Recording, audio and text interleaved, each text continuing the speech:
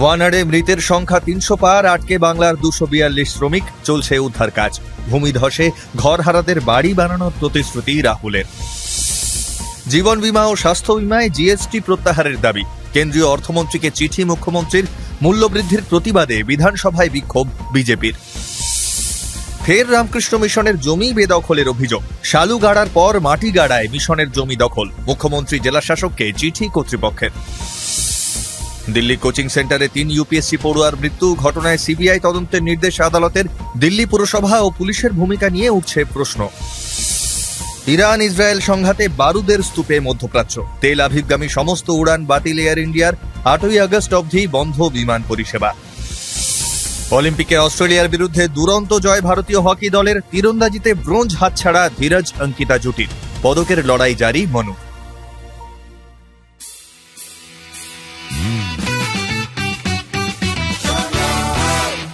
আপনি শুনছেন সংবাদ প্রতিদিন শোনো।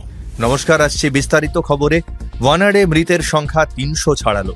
শেষ পাওয়া খবর অনুযায়ী ৩০৮ জনের মৃত্যু হয়েছে ভয়াবহ ভূমিধসে। এখনও আটকে বহু। তার মধ্যে কতজন জীবিত আছেন জানতে বিশেষ প্রযুক্তি কাজে লাগাচ্ছে উদ্ধারকারী দল।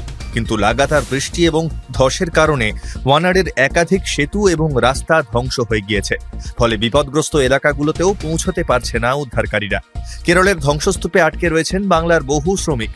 রাজ্যের শ্রমমন্ত্রী মলয় ঘটক জানিয়েছেন, বাংলার মোট ২৪২ জন শ্রমিক আটকে রয়েছে কেরলে। এর মধ্যে ১৫৫ জনের সঙ্গে যোগাযোগ করা গিয়েছে। আটকে পড়া ওই শ্রমিকরা দার্জিলিং, আলিপুরদুয়ার, জলপাইগুড়ি, মুর্শিদাবাদ, বীরভূম, পূর্ব ও পশ্চিম মেদিনীপুরের বাসিন্দা। তারা প্রত্যেকেই সুস্থ রয়েছেন। বাকিদের সঙ্গে সন্ধ্যার মধ্যে যোগাযোগ করা সম্ভব হবে বলেই আশা মন্ত্রীর। এদিকে ভূমিধসে ঘরহারাদের পাশে থাকার আশ্বাস দিলেন রাহুল গান্ধী। এলাকার প্রাক্তন সাংসদের ঘোষণা, ওয়ানার বিপর্যয়ে ঘর ছাড়া মানুষদের জন্য শতাধিক বাড়ি তৈরি করে দেবে কংগ্রেস। একই সঙ্গে উদ্ধার কাজে কিভাবে আরও গতি বাড়ানো যায় সে বিষয়েও আলোচনার প্রতিশ্রুতি দিয়েছেন রাহুল। জীবন বীমা ও স্বাস্থ্য বীমায় জিএসটি প্রত্যাহারের দাবি আরও জোরালো করলেন মমতা বন্দ্যোপাধ্যায়। এবার এ বিষয়ে কেন্দ্রীয় অর্থমন্ত্রীকে চিঠি লিখলেন রাজ্যের মুখ্যমন্ত্রী। চিঠিতে তার দাবি, অসুস্থতা, দুর্ঘটনা এবং মৃত্যুর মতো কঠিন সময়ে মানুষকে আর্থিকভাবে সাহায্য করাই জীবন বীমা এবং স্বাস্থ্য বীমার মূল উদ্দেশ্য। কিন্তু এভাবে বীমার উপর জিএসটি চাপানো আম নাগরিকের উপর বোঝা বাড়াচ্ছে।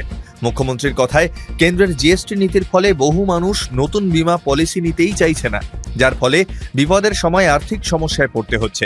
মুখ্যমন্ত্রীর সাফ কথা, বীমায় জিএসটি লাগু করার এই জনবিরোধী সিদ্ধান্ত প্রত্যাহার করা হোক।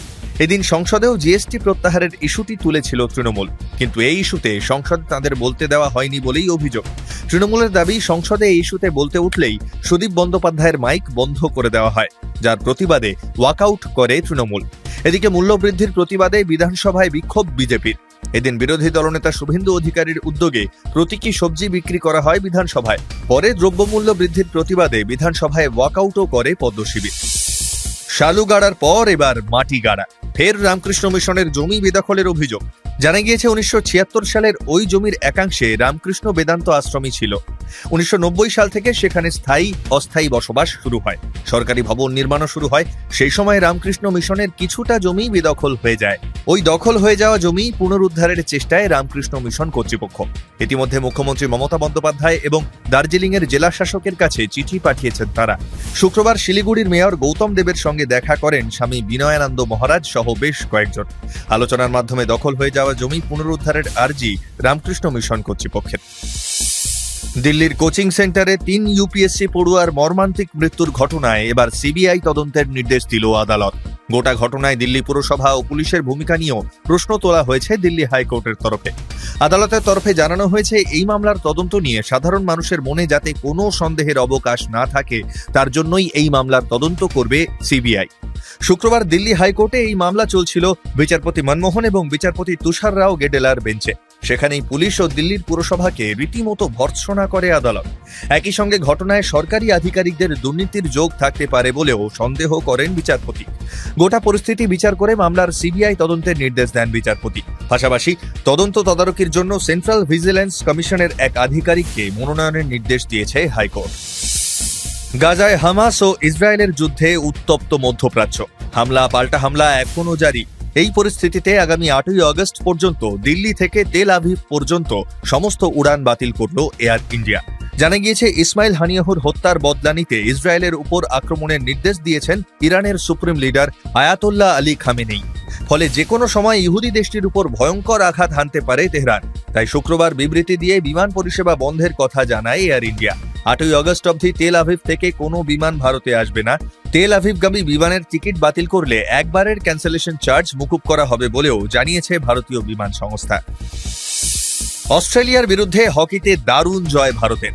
52 বছর পরে অলিম্পিকের আসরে অজিদের হারালো ভারত। এদিন অজিদের হারানোর পিছনে ভারতীয় দলের অধিনায়ক হরমনপ্রীত সিং এর বড় ভূমিকা ছিল। জোড়া গোল করেন তিনি। শেষমেশ 3-2 গোলে অজিদের পরাস্ত করল ভারত। এদিকে সেমিতে হারল ভারতের তীরন্দাজ জুটি। দক্ষিণ কোরিয়ার কাছে 6-2 ব্যবধানে হেরে গেলেন ধীরজ অঙ্কিতা। প্রথম শটে জিতেও ম্যাচ হাতছাড়া করেন তারা। শেষ পর্যন্ত আশা জাগিয়েও ব্রোঞ্জ পদক হাতছাড়া হলো এই জুটির। 25 মিটার পিস্তল ইভেন্টের ফাইনালে দ্বিতীয় স্থানে শেষ করলেন মনু ভাকের। ভারতের আরও একটি পদকের সম্ভাবনা তৈরি হচ্ছে তাঁর হাত ধরেই। শনিবার ফাইনাল খেলতে নামবেন মনু। শুনতে থাকুন সংবাদ প্রতিদিন শোনো।